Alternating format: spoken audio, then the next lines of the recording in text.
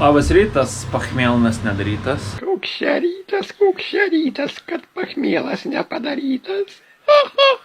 Vakar sudėjom panelę. Šiek tiek sutvarkėm laidus. Iš esmės teko perdaryti nemažai laidyno, kuris buvo užsidegęs. Bet pavyko to padaryti, patestavom, kaip ir viskas veikia. Tai šiandien mano darbas yra viską čia toliau rinkti. Ir dar papildomai reikia nusipirkti naują klimato kontrolės visą tą dalykiuką. Nes man yra užsidegęs ir išsilydęs. Susidėti kolonkės. Ir dar reikės susilituoti čia tokį plastiką, nes jisai išlūžo, kai šį traukiau. O traukiau dėl to, nes užsidegė. Nu va, nusipirkau kitą šitą reikalą. Tik jisai su skylėm. Kodėl? Nes čia nėra, kad jos šiaip atsirado, aš grinai išgręžtas arba įsukta kažkas buvo. Kodėl? Nu, bet sumokėjau 15 eurų, tai turbūt nėra ko man čia labai piktinti. Kaip bibys. Pašnekam apie šito Passato defektus. Už lango pavasaris, pagal kalendorių žiema, o iš salono ortakių pučia negailestinga pūga. Šį ketureilį pavadinau nacho neveikia salono šildymas. Man yra visada šalta. Kai tu sėdi pirty be maikės, aš sėdžiu pirty su maikė. Jau geriau motoras kaltų.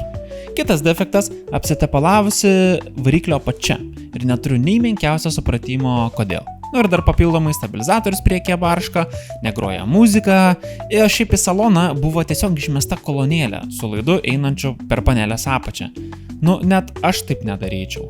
Jau geriau bluetoothinę kolonėlę pastatyti salone, tada bent keleiviai patikėtų, kad tu animatoriumi dirbi. Ai, ir dar nuo užsidegusių laidų išmušė nemažai saugiklių, dėl ko salone dabar nedega nei viena lemputė. Bet taip atrodo paprastas važiavimas su Passatu naktį, kadangi salone nieks nedega, o priekinės šviesos yra, abejotinos, tai realiai važiuoji savo jau tamsoje. Dar nepaminėjau vieną dalyką, šitas Passatas turi žiauriai retą komplektaciją su automatiniais valytuvais. Ir kaip jie veikia? Pasiėmė mašiną, įjungi degimą ir veikia visi valytuvai. Automatiškai. Nors jie yra išjungtoj pozicijoje ir nesvarbu, ką tu padarysi, jie vis tiek veiks. Žinoma, kadangi jisai yra 92 metų, jisai yra papuvęs, bet niekur nekiauras. Ačiū Dievui. Dar jam neveikia pakaitinimo žvakės ir salone yra padarytas Uno reverse mygtukas, padarantis, kad pakaitinimo žvakės veiktų. Odinis salonas. Jo, atrodo tikrai gražiai, bet atsisėdus jautiesi kaip ant bažnyčios suoliuko. 10 minučių gali pakentėti, bet po to jau lauki, kada tau leis atsiklaupti vyresnis vyras. Aprinkau biškį Passatą jau ir sakau, užkursiu, pažiūrėsiu, ar viskas gerai. Ir nesikuria ponas. Sakau, pažiūrėsiu visų pirma, ar akumas gerai, ar žvakių kaitinimo realiai gerai. Ir tada užuodžiu tokį dyzelio kvapą.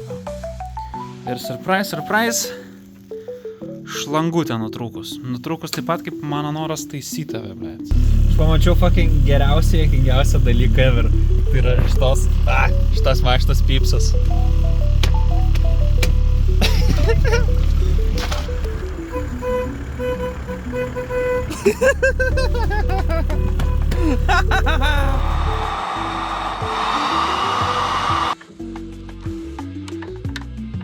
Vis tiek kietas suka.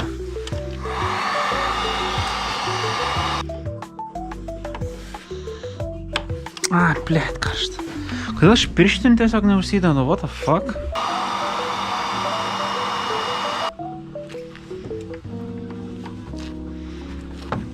O, kaip gerai. Pizza, kaip čia buvus.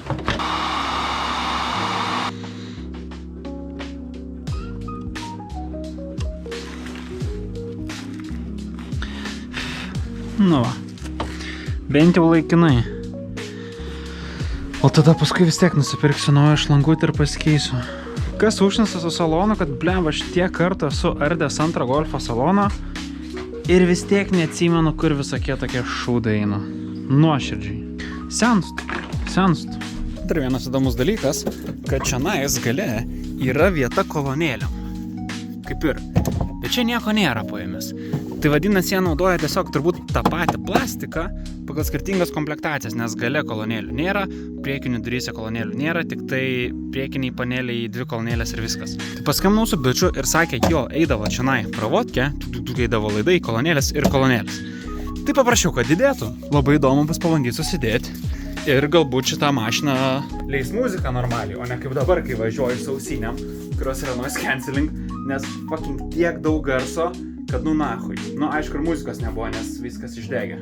Bet čia sutvarkysim. Ir priekyje noriu oranžinių posūkių. Jo, balti jie eidavo į aukštesnės komplektacijas, bet balti posūkiai biški tą snukelį tokį biški palygina, neatrodo jis taip įspūdingai. Aišku, šiaip neatrodo įspūdingai, bet man antras golfas įrodė, kad jeigu įdedi oranžinius posūkius į snukai, nes būdavo juodi, iš karto matos mašinos bruožai, charakteris biški išsiryškina, žinai, šūdai. Tai štai mašinai irgi noriu dėti oranžinius posūkius ir bus oranžinių posūkių gang.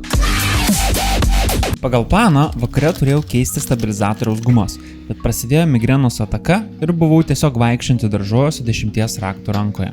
Saugojau, kad nepabėgtų. Ir čia atsitiko liaudiškai sakant nezaibi situacija, kai ištrūko vairo kolonėlė. Ką tai reiškia? Kad mano vairas nebeturi tiesioginio kontakto su ratais. Kaip ir aš su savo 2 vaikais, kuriuos žmona dėl skyrybų išsivežė į Suomiją. Juokauju, Anglija.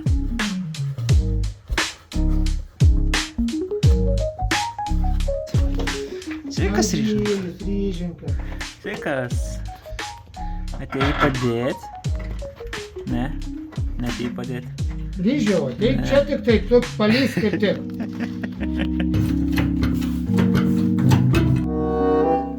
Įdomu, kas ten vyksta. Ten jie būgnį stabdžiai. Jo, kas žinai, bus nusidaužyta būgna. Tikrai prikėpęs bus.